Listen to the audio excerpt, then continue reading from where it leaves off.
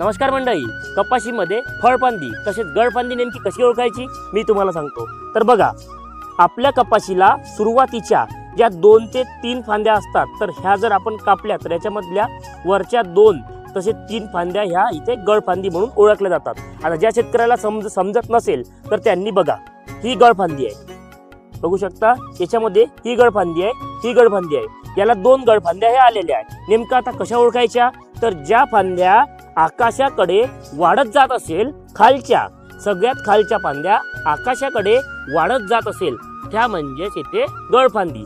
ह्या गळफांद्या दादालाट तंत्रज्ञानामध्ये कापल्या जातात, कारण एकरी झाडांची संख्या वाढून आपल्याला येथे गळफांदी कापून फळफांद्यांची संख्या वाढवल्यामुळे उत्पादनामध्ये येथे वाढ होतं। तर त्यामुळे तुम्ही गळफांद्या कट करून झाडांची संख्या वाढून उत्पादनामध्ये वाढ ही घेऊ शकता। माहिती आवडली असेल तर आपल्या पेजला नक्की फॉलो करा।